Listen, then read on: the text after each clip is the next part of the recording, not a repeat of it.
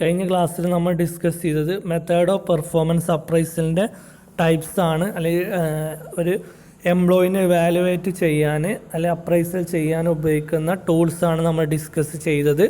അപ്പോൾ അതിൽ ട്രഡീഷണൽ മെത്തേഡിൽ 5 നമ്മൾ കഴിഞ്ഞ ക്ലാസ്സിൽ ഡിസ്കസ് ചെയ്തത്. Ranking method, paid comparison method, അതുപോലെ തന്നെ ഗ്രേഡിംഗ് സിസ്റ്റം, അതുപോലെ തന്നെ ഗ്രാഫിക് സ്കെയിൽ, ചെക്ക് ലിസ്റ്റ്. ഇത്രയും ടെക്നിക്സ് ആണ് നമ്മൾ കഴിഞ്ഞ ക്ലാസ്സിൽ ഡിസ്കസ് ചെയ്തത്. ഓക്കെ, ഇന്ന് നമ്മൾ ഇനി ഡിസ്കസ് ചെയ്യാൻ പോകുന്നതിൻ്റെ ബാക്കി മെത്തേഡ്സ് ആണ് നമ്മൾ ഡിസ്കസ് ചെയ്യുന്നത്. ഒന്ന് ഫോഴ്സ്ഡ് ഡിസ്ട്രിബ്യൂഷൻ മെത്തേഡ്. എന്താണ് ഫോഴ്സ്ഡ് ഡിസ്ട്രിബ്യൂഷൻ മെത്തേഡ്? അതിന് critical incident method, field review method, essay method, group appraisal method. Okay, ഏതൊക്കെയാണ്? ഒന്ന് forced distribution method. Here employees are clustered around a high point on rating scale. എന്താണ് എംപ്ലോയീസിന് എന്ത് ചെയ്യുക? ക്ലസ്റ്ററുകളാക്കിയിട്ട് high point on rating scale record ചെയ്യുക. Writer is compelled to distribute the employees on all points on the scale. It is assumed that the performance is conformed to a normal distribution.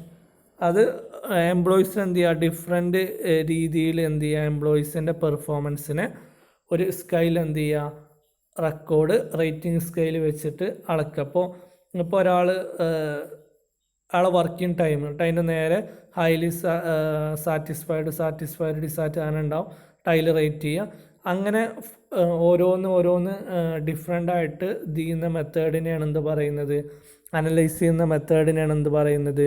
Forced distribution method എന്ന് പറയുന്നത്. പിന്നെ വരുന്നതാണ് critical incident method. അല്ലെ, ആ മെത്തേഡിൽ തന്നെ ഉണ്ട്. എന്താണ്? ക്രിട്ടിക്കൽ ഇൻസിഡൻറ്റ് മെത്തേഡാണ്. ഒരിക്കലും പ്രതീക്ഷിക്കാത്ത സമയത്ത് എന്ത് ചെയ്യുക? ഇവാലുവേഷൻ നടത്തുന്ന മെത്തേഡാണെന്ത്? Critical incident method. The approach is focused on certain critical behaviors of employees that makes all the difference in the performance.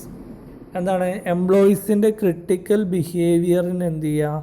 Analyse ചെയ്യുക. അതാണ് critical incident method. Supervisors and when they occur record of such incident. ചില സമയത്ത് എംപ്ലോയീസിൻ്റെ ബിഹേവിയറൊക്കെ വെച്ചിട്ട് എന്ത് ചെയ്യുക? അവരുടെ ബിഹേവിയറിനെ record ചെയ്തിട്ട് അവരെ അപ്രൈസൽ ചെയ്യുന്ന മെത്തേഡാണ് ക്രിട്ടിക്കൽ ഇൻസിഡൻറ്റ് മെത്തേഡ്. പിന്നെ വരുന്നതാണ് field review method. This is an appraisal done by someone outside employees on department, usually from corporate or HR department.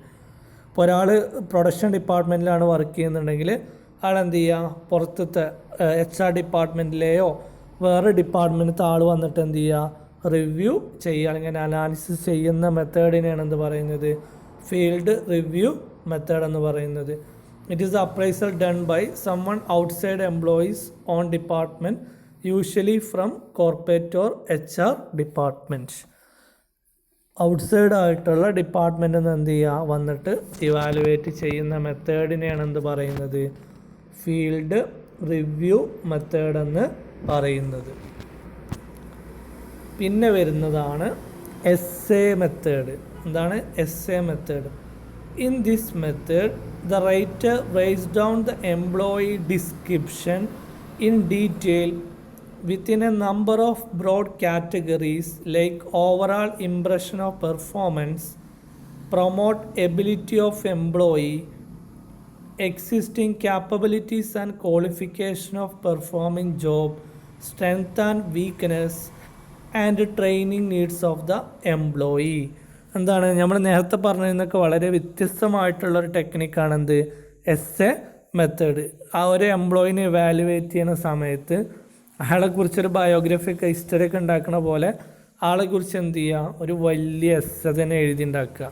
അല്ലേ? ചില സ്ഥാപനത്തിലുണ്ടാവും, ചില മാനേജർമാരുണ്ടാവും, ഒരാൾ ചെയ്യുന്ന കുറ്റവും കുറവും ഇങ്ങനെ എഴുതി വെക്കുക. അതൊക്കെ ഇതിൻ്റെ ഒരു ഭാഗമായിട്ട് കൂട്ടിയാൽ മതി. എസ്എ മെത്തേഡ് നമ്മൾ എന്ത് ചെയ്താലും അതൊക്കെ എഴുതി വെച്ചിട്ട് എന്തെങ്കിലും ചെറിയ ഇഷ്യൂ ഉണ്ടാക്കുമ്പോൾ എല്ലാതും വൺ ബൈ വൺ ആയിട്ട് എന്ത് ചെയ്യും?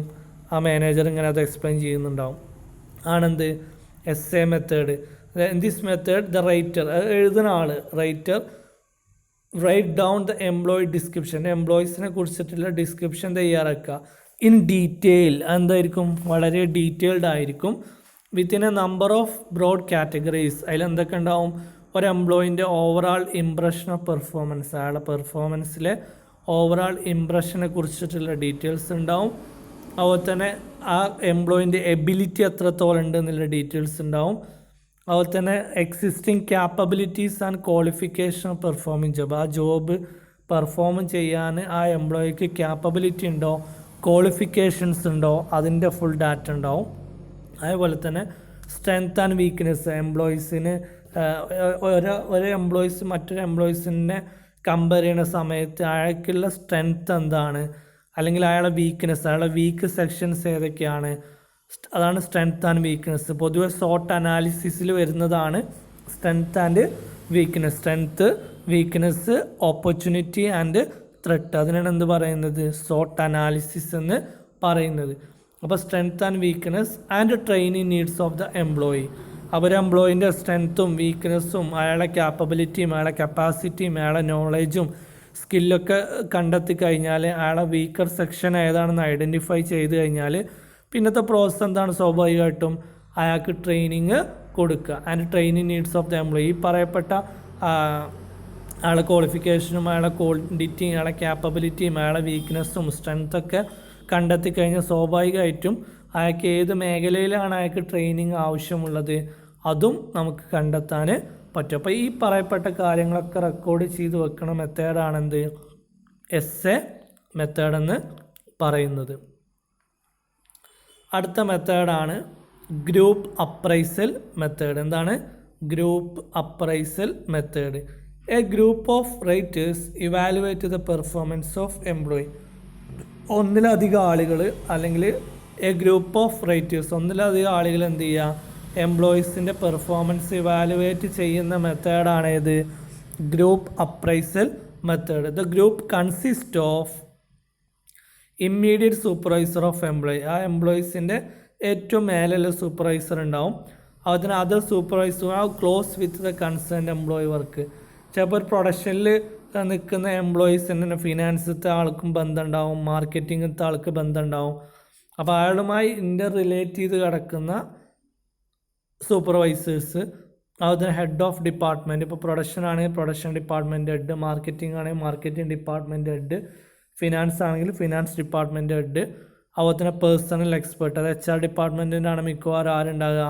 പേഴ്സണൽ എക്സ്പേർട്ടുകൾ ഉണ്ടാകുക. എംപ്ലോയീസിൻ്റെ എന്താ പറയുക, അവരുടെ ഹ്യൂമൻ റിസോഴ്സ് സ്കില്ലും അവിടെ പേഴ്സണാലിറ്റി സ്കില്ലൊക്കെ കൂടുതൽ എന്താ പറയുക, പെട്ടെന്ന് ഇവാലുവേറ്റ് ചെയ്യാൻ ആർക്കേ കഴിയുള്ളൂ? പേഴ്സണൽ എക്സ്പേർട്ടുകൾക്ക് കഴിയുള്ളൂ. അപ്പോൾ അതാണ് ഗ്രൂപ്പ് അപ്രൈസൽ. ഒന്നിലധികം ആളുകൾ ചേർന്നിട്ട് എന്ത് ചെയ്യുക? എംപ്ലോയിൻ്റെ പെർഫോമൻസ് ഇവാലുവേറ്റ് ചെയ്യുന്ന മെത്തേഡിനെയാണ് എന്ത് പറയുന്നത്? ഗ്രൂപ്പ് അപ്രൈസൽ മെത്തേഡ് എന്ന് പറയുന്നത്. അപ്പോൾ നമ്മൾ പഠിച്ചത് ട്രഡീഷണൽ മെത്തേഡിൻ്റെ ടെക്നിക്സ് നമ്മൾ പഠിച്ചു. കഴിഞ്ഞ ക്ലാസ്സിൽ 5 പഠിച്ചിരുന്നു, ബാക്കി 5 നമ്മൾ പഠിച്ചു. Ranking method, paired comparison, grading method, graphic scale, check list, force redistribution method, critical incident method, field review method, essay method, group appraisal.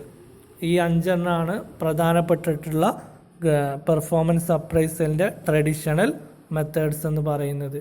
പിന്നെ വരുന്നതാണ് ഏതൊക്കെയാണ് മോഡേൺ മെത്തേഡുകളായിട്ട് നമ്മൾ പെർഫോമൻസ് അപ്രൈസൽ, ഇപ്പോൾ റീസെൻ്റ് ട്രെൻഡായിട്ട് നമ്മൾ ഉപയോഗിക്കുന്ന മെത്തേഡ്സിനെ കുറിച്ചിട്ടാണ് പറയുന്നത്. പെർഫോമൻസ് അപ്രൈസൽ ചെയ്യുന്നതിന് വേണ്ടിയിട്ട്, എംപ്ലോയീസിൻ്റെ പെർഫോമൻസ് റിവ്യൂ ചെയ്യുന്നതിന് വേണ്ടിയിട്ട്.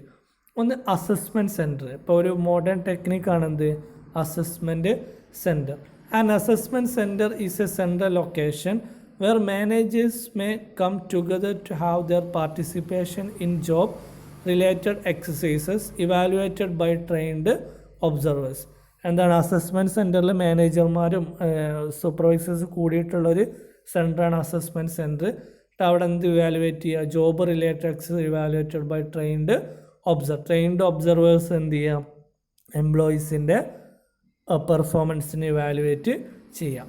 It is more focused on observation of behaviors across a series of select exercises or work samples. എംപ്ലോയീസിന് കൊടുത്തിട്ടുള്ള വർക്ക് അല്ലെങ്കിൽ ടാസ്ക് അതിന് കൃത്യമായിട്ട് എന്ത് ചെയ്യുക? അവരുടെ ആ ഒരു ജോബിലുള്ള അവരുടെ ബിഹേവിയർ എങ്ങനെയാണെന്നുള്ളത് ഒബ്സർവ് ചെയ്യുക. ഇതിനാണ് എന്ത് പറയുന്നത്? അസസ്മെൻറ്റ് സെൻറ്റർ എന്ന് പറയുന്നത്. അത് ഇവാലുവേറ്റ് ചെയ്യാൻ വേണ്ടിയിട്ട് അല്ലെങ്കിൽ റിവ്യൂ ചെയ്യാൻ വേണ്ടിയിട്ട് ആരെ അപ്പോയിൻറ്റ് ചെയ്യും? ട്രെയിൻഡ് ഒബ്സർവേഴ്സിനെ മാനേജ്മെൻറ്റ് ക്രിയേറ്റ് ചെയ്യും. ഇതാണ് എന്ത്? Assessment centre. പിന്നെ വരുന്നതാണ് behaviourally anchored rating scale, BARS, behaviourally anchored rating scale. Statement of effective and ineffective behaviour determine the point. They are said to be behaviorally anchored. The writer is supposed to say which behavior describe the employee performance. അത് behaviour scale വെച്ചിട്ട്, rating scale വെച്ചിട്ട് എംപ്ലോയീസിൻ്റെ ബിഹേവിയറിന് എന്ത് ചെയ്യുക? അളക്കുന്ന രീതിനെയാണ് എന്ത് പറയുന്നത്? ബിഹേവിയറലി ആങ്കേർഡ് റേറ്റിംഗ് സ്കെയിൽ എന്ന് ടെക്നിക്ക് എന്ന് പറയുന്നത്. പിന്നെ MBO, മാനേജ്മെൻറ്റ് ബൈ ഒബ്ജക്റ്റീവ്. നമ്മൾ ഫസ്റ്റ് സെമ്മിൽ മാനേജ്മെൻറ്റിൽ പഠിച്ചതാണ്. എന്താ management by objective? It means management by objective and the performance is rated against the achievement of objective stated by the management. Management set ചെയ്ത് വെച്ചിട്ടുള്ള ഒബ്ജക്റ്റീവ്സിനനുസരിച്ച് അച്ചീവ്മെൻറ്റ് ചെയ്യാൻ എംപ്ലോയീസിനെ കൊണ്ട് സാധിച്ചിട്ടുണ്ടോ അത് വാലുവേറ്റ് ചെയ്യുക. സ്റ്റാൻഡേർഡ് സെറ്റ് ചെയ്ത് വെച്ചിട്ടുണ്ടാകും, ആൾറെഡി ഒബ്ജക്റ്റീവ് സെറ്റ് ചെയ്ത് വെച്ചിട്ടുണ്ടാകും. ആ ഒബ്ജക്റ്റീവ്സിനനുസരിച്ച്, സ്റ്റാൻഡേർഡിനനുസരിച്ച് എംപ്ലോയീസിൻ്റെ പെർഫോമൻസിനെ അല്ലെങ്കിൽ അവരുടെ അച്ചീവ്മെൻറ്റിനെ ഇവാലുവേറ്റ് ചെയ്യുന്ന ടെക്നിക്കാണ് മാനേജ്മെൻറ്റ് ബൈ ഒബ്ജക്റ്റീവ്സ്.